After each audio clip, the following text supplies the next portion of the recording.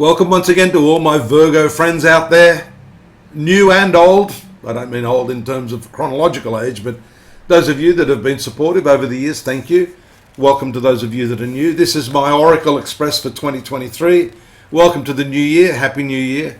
I wanted to just focus on 3 points. I've been saying that to all of the different star signs for this introduction. You know, sometimes if you're looking at 12 months, you're going to get so many sort of tangled concepts. I wanted to focus on what I feel are the three main areas of your life. Three big transits. March 7, Saturn here into your zone of relationships. March 23, Pluto here into your zone of work practices, day-to-day activities and health. And Jupiter, the expansive planet, here in the 9th house, moving there on May 17. This eliminative process, which we call Pluto, is the principle which transforms you. We see here that the way in which you do work, the way in which you conduct your day-to-day affairs, has been anything but efficient. That essentially means you need to eliminate many things in your day-to-day process. Those things which don't work for you, those things which are creating a more complicated schedule for you, those methodologies in your work that have been comfortable, cold comfort, but have now been superseded by digital technologies, new methods of doing things, more interactive ways of getting from A to B, need to be looked at. And of course, fear is one of the principles that obstructs more than anything. You need to overcome that fear, and that involves experimentation, and as we can see here, through the planet of expansion, Jupiter, a further look at your educational foundations here, because education is one of the ways in which, you know, by learning about new things, you're going to be able to enrich yourself and make those appropriate changes here in these sixth house matters. Now, that education, that expansiveness, also covers such things as your health, your well-being and your vitality. It may be so beneath the surface, Virgo, you know, because you're such a precision-driven individual, a perfectionist, that what you've thought is perfection in motion may actually be hindering you.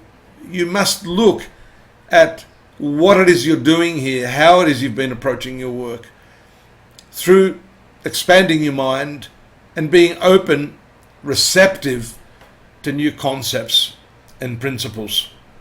By doing that, this educational challenge that we see here is going to open you up. It's going to give you better health, better methodologies at work, better workplace relationships, because this sixth house has a lot to do with the people you work with, better relationships with employees. If you happen to be an employer, then you're going to see a vast improvement in that area. Again, the way in which you engage others will be a fresh new experience for you in 2023. That is also going to be very important based upon this placement of Saturn in your 7th house of principal relationships. Your de facto, your spouse, your long-term partner, boyfriend or girlfriend, is entering into an inhibitive stage, a stage which is going to be challenging. There's more responsibility arising there in different areas. It shows me your partner may be under duress. Saturn has a full aspect here to this 4th house. The 4th house for you is the 10th house. 1, 12, 11, 10. For your partner, this is work and career, and indicates the challenges and the excessive responsibilities your partner may be enduring. So it's up to you to understand that you've got to modulate the way you connect with them and be receptive to their needs, sensitive to the difficulties that they're going through. Or if you're blinkered to all of that, the position of Saturn here can be very damaging to your relationships. Remember that.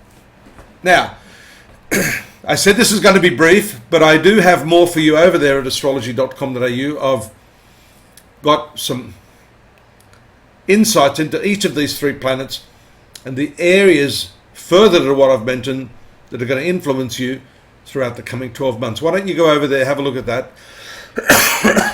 Along with that, Virgo, we do have our weekly readings, which are substantial. We have a theme there each week and an overview of what's going to happen on a week-by-week basis. We have our monthlies, which are going to be my videos, which is what I'm doing here to help you make heads or tails of what's going on as 2023 unfolds. And of course, I'm here for the taking if you need some specific help. My job for the last 40 years has been helping people to look at the horoscope based upon your time and place of birth and giving you some, I hope, valuable insights that can fine-tune this general reading for Virgo for you and your specific birth time. I look forward to hearing from you. Don't forget to subscribe. Tell your friends I'm here.